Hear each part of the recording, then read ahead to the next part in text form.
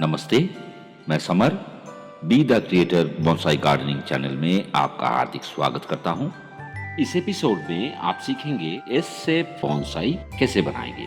Dwarf Z का असली नाम पोर्टुलाकारिया आफ्रा है। दक्षिणी अफ्रीका में पाए जाने वाले सैकुलेंट प्लांट है ये। हर एक स्टाइल का बोनसाई बनने के लिए सक्षम प्लांट है ये। खासकर बिगिनर्स के लिए ये बहुत ही अच्छा प्लांट है। इसका देख रेख भी बहुत ही आसान है। एक प्लांट आपके हाथ लग जाए तो हजारों प्लांट आप बना सकते हैं कटिंग से उगा के।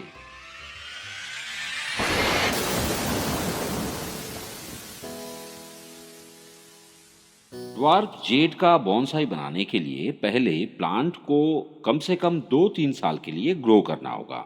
जैसे इस पेड़ को मैं इसी पॉट में पिछले 3 साल से भी ज्यादा समय के लिए ग्रो कर रहा था। छोटा सा एक कटिंग से शुरू किया था, बीच में इसको थोड़ा बहुत प्रून किया था, लेकिन मेन एपेक्स को डिस्टर्ब नहीं किया। आज इसे मैं पहली बार रिपोर्ट करने जा रहा हूँ और इसी के साथ मैं इसे अपना मनचाहा शेप भी दूंगा।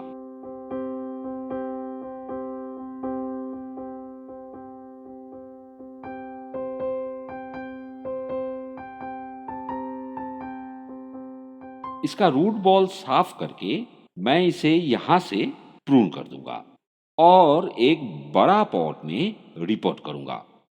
पॉटिंग सॉइल मैं बनाया हूँ नॉर्मल मिट्टी, कंपोस्ट और बाजरी मिला के। आप अपने हिसाब से सॉइल बना सकते हैं। ध्यान में रखिए कि ड्रेनेज सिस्टम अच्छा हो, पानी पॉट में रुक ना जाए और सॉइल में कुछ पौष्टिक तत्व का होना भी आवश्यक है।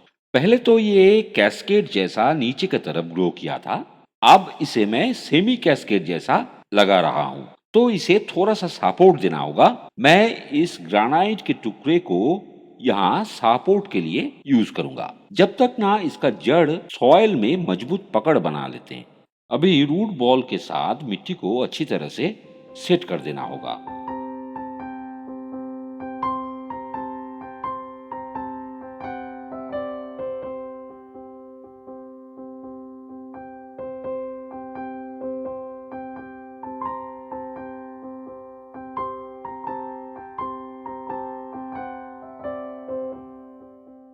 अभी इसे प्रून करूंगा। जितने अनवांटेड ब्रांचेस है उसे प्रून कर दूंगा।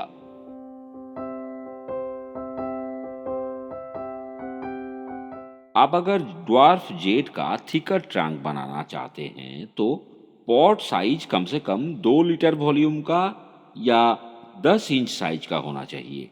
फिर 2-3 साल के बाद आपको एक थिकर ट्रंक वाला पेड़ मिलेगा, जिससे आप बढ़िया सा बॉन्साई शेप दे सकते हैं।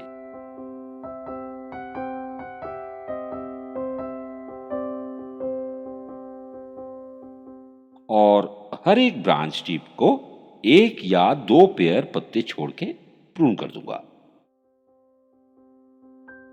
आपको अगर ये वीडियो ट्यूटोरियल अच्छा लगा तो कमेंट बॉक्स में जाके आपका रिमार्क्स छोड़ना मत भूलिएगा और आपके ग्रीन लविंग दोस्तों के साथ ये वीडियो शेयर करके मुझे सपोर्ट करना और वीडियो को लाइक करना मत भूलिएगा। अभी अच्छी तरह से वाटरिंग करूंगा। थोड़ा इंटरवल लेके कम से कम 3 बार वाटरिंग करूंगा, क्योंकि अगले 7 दिन मैं इसे बिल्कुल वाटरिंग नहीं करूंगा। रूट प्रूनिंग के बाद बार बार वाटरिंग करने से रूट रॉट होने का संभावना रहता है।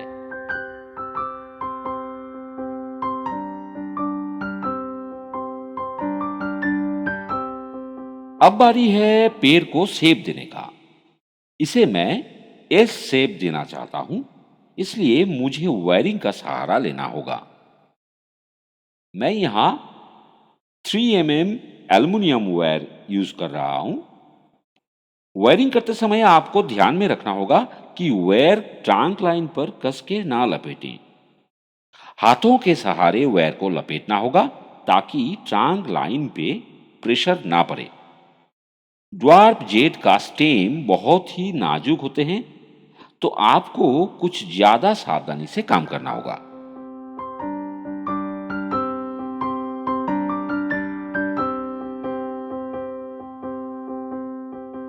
वायरिंग हो गया, अभी सेब देना है। ज्यादा प्रेशर का कोई जरूरत नहीं है, आप इसे हल्के हाथों से सेब दे सकते हैं। देखिए कैसे आसानी से ये सेब में आ रहे हैं।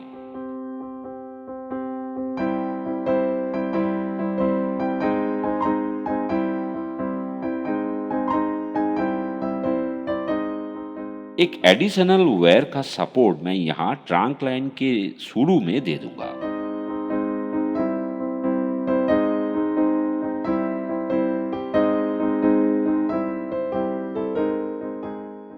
अभी मुझे एक फाइनल प्रूनिंग करना होगा।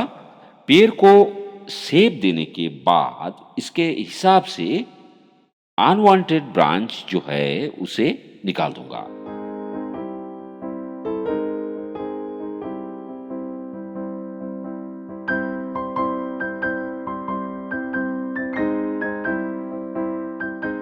रूट बॉल जितना मैं प्रून कर चुका हूं, प्रोपोर्शनेटली उतना या उससे भी ज्यादा ब्रांच मैं प्रून कर दिया। इससे पेड़ को सरवाइव करने में आसानी होगा।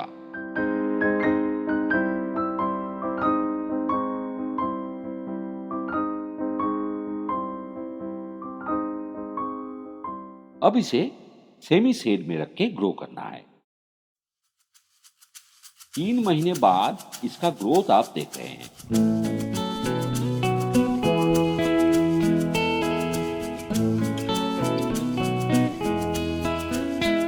अब समय है फिर से इसे प्रून करके इसे रिफाइन करने का। अनवांटेड शूट्स और ब्रांचेस को निकाल के फिर से ग्रो करना होगा। ध्यान दीजिए, ट्रंक लाइन के शुरू शुरू में यहां जो ब्रांचेस है, इनमें से किसी एक को हमें रखना है। या तो इसे रखना है, नहीं तो इससे। ये मैं बाद में डिसाइड करूंगा। पहले इनके स्टार्टिंग पॉइंट में जो शूट्स निकले हैं, इन्हें निकाल देता हूं।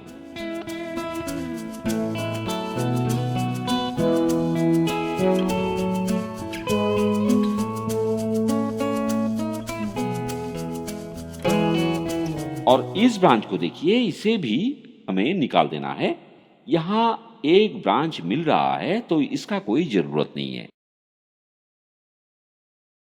ट्रंक लाइन को देखिए, इसका जो फ्लो है, इसके बेंड के अंदर की तरफ जो ब्रांचेस और शूट्स है, इन सबको निकाल देना होगा।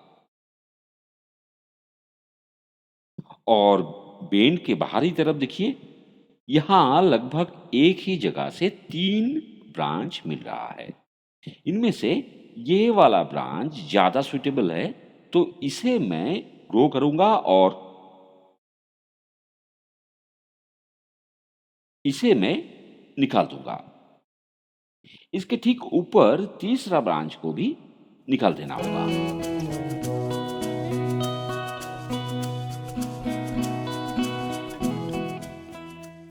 इस ब्रांच को निकाल देना है। ये बेंड के अंदर की तरफ है।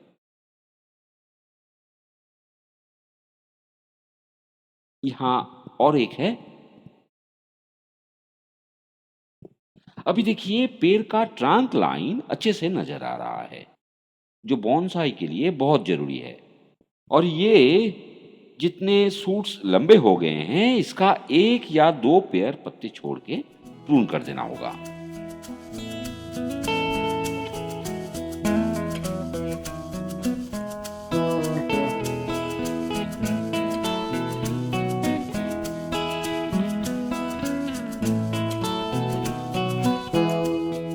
ड्वार्फ जेड का ब्रांच आप जैसे चाहे बेंड कर सकते हैं।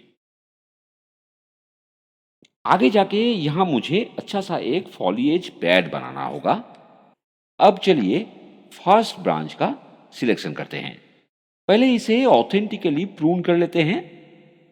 फिर मैं डिसाइड करूंगा कौन सा ब्रांच एप्रोप्रिएट है, किसे रखना है और किसे निकाल देना है।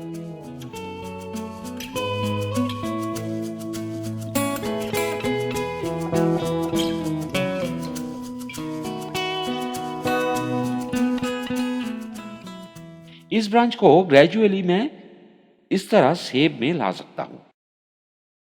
तो ये नीचे वाला ब्रांच को मैं फ्लास काट कर दूंगा। ड्वार्फ जेड का काटिंग मार्क जल्दी भर जाते हैं। ये रहा फर्स्ट ब्रांच, सेकंड ब्रांच और ये थर्ड ब्रांच को मैं एक पेयर पत्ते छोड़ के प्रून कर दूंगा। एक बैक ब्रांच यहां मिल रहा है जो बहुत ही छोटा है, इसे अभी मैं हाथ नहीं लगाऊंगा। इसका जो स्ट्रक्चर है इसे थोड़ा सा और कॉम्पैक्ट लुक देना होगा।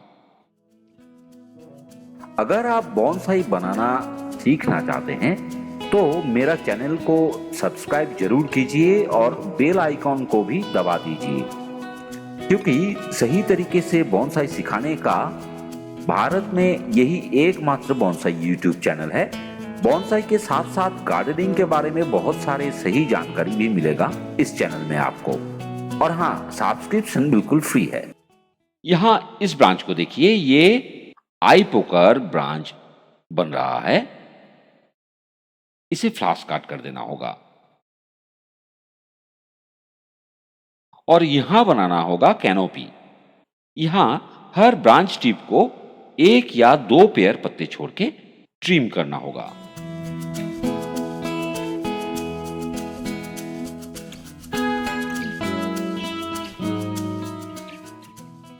अब फिर इसे ग्रो करना है। कम से कम 4 से 6 महीने इसे नेचुरली ग्रो होने देना है। वाटरिंग करना है, धूप में रखना है, पानी उतना ही देना है जितना इसे जरूरत है। ये सकुलेंट प्लांट है, पानी कम देना होगा। मिट्टी बिल्कुल सूख जाए फिर इसमें पानी देना है। एक बार चारों तरफ से देख लेते हैं।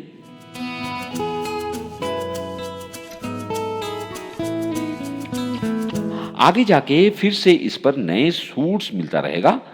उसमें से कुछ मतलब का सूट्स मिल जाए तो बहुत ही अच्छा। तो आज के लिए इतना ही दोस्तों, मिलते हैं अगले एपिसोड में। तब तक के लिए नमस्कार।